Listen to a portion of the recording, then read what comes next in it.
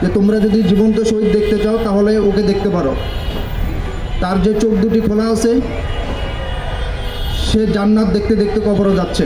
শুধু শহীদ মনসুর আহমেদ নয়, 2012-13 সালে যত শহীদ ভাইরা শহীদ হয়েছেন, সকল শহীদ ভাইদের হত্যার বিচার চাই। আমি, আমার বোন এবং আমার ফ্যামিলি মেম্বার যারা ছিলেন, আমরা সকলেই অ্যাম্বুলেন্সে ছিলাম। শহীদ মনসুর আহমেদ আমাদের সামনে ছিল, তার মৃত্যুর পরে তার চোখ দুটো খোলা ছিল।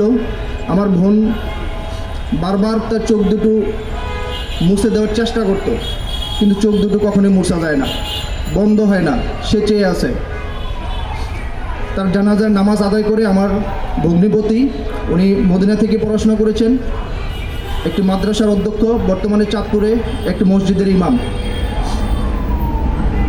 আপনারা হয়তো শুনবেন কিছুদিন আগে চাঁদপুরে একজন মসজিদের ইমামের উপরে আক্রমণ করা হয়েছিল। সে মসজিদের ইমামই হচ্ছেন আমার ভগ্নিপতি। উনি জানাজার নামাজ আদায় করেছিলেন। তো সেই জানাজার নামাজে উনি দাঁড়িয়ে একটি কথা বলেছিলেন যে তোমরা যদি জীবন্ত শহীদ দেখতে চাও তাহলে ওকে দেখতে পারো। তার যে চোখ দুটি খোলা আছে, সে জান্নাত দেখতে দেখতে কবরে যাচ্ছে। তখন আমি এবং আমার পরিবারকে আমরা সান্ত্বনা দিলাম, তার মৃত্যু অনেক সুন্দর হয়েছে, আল্লাহ যেন তাকে শহীদ হিসেবে কবুল করেন। শহীদ মনসুর আহমেদ মৃত্যুর পরে আমরা চেষ্টা করেছিলাম তার বিচারের জন্য, কিন্তু পরিস্থিতিটা তখন অনেক ভয়ঙ্কর ছিল।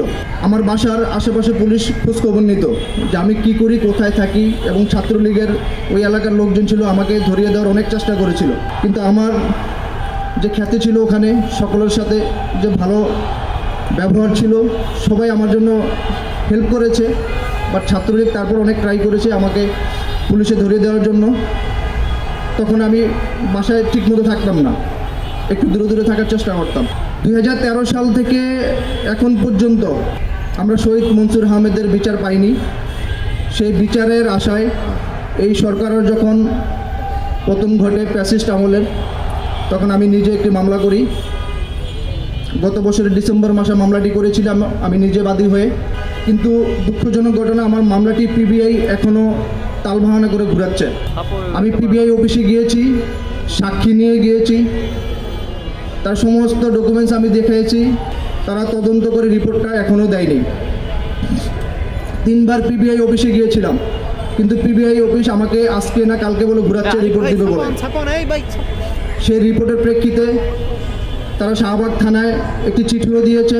শাহবাগ থানায় আমি নিজে এসে দেখা করেছি, তারাও বলছে ভালো একটি রিপোর্ট দিবে। সে রিপোর্ট এখনও পাইনি। পিবিআই অফিসে গিয়েছিলাম, তাকে আমি ভিডিও দিয়েছি। তখনকার পত্রিকাতে ছিল শহীদ মনসুর আহমেদ, আমার দেশ পত্রিকা থেকে শুরু করে অসংখ্য ইলেকট্রনিক্স মিডিয়া, প্রিন্ট মিডিয়া, সবগুলো মিডিয়াতে এসেছে। তাকে আমি সব মিডিয়া নিউজগুলো দেখাইছি পিবিআই অফিসে গিয়ে। কিন্তু ফ্যাসিস্ট আমলের যে প্রশাসন, পিবিআই যে কর্মকর্তারা আছেন, তারা ইচ্ছাকৃতভাবে আমার ভাইয়ের এই মামলাটি গ্রহণ করছেন না, রিপোর্ট দিচ্ছেন না। আমি তাদেরকে আহ্বান করব, আমার ভাইয়ের সঠিক তদন্ত এবং সঠিক বিচার চাই। গত 3 দিন আগেও আমি ফোন করেছিলাম, আমাকে পিবিআই বলছে যে আমরা খুব শীঘ্রই একটি রিপোর্ট প্রদান করব। কিন্তু আজকে 1 বছর হয়ে গেল, এখন পর্যন্ত আমার ভাইয়ের রিপোর্টটি প্রদান করে না। বর্তমান সরকারকে আহ্বান করছি, শুধু শহীদ মনসুর আহমেদ নয়, 2012-13 সালে যত শহীদ ভাইরা শহীদ হয়েছেন, সকল শহীদ ভাইদের হত্যার বিচার চাই।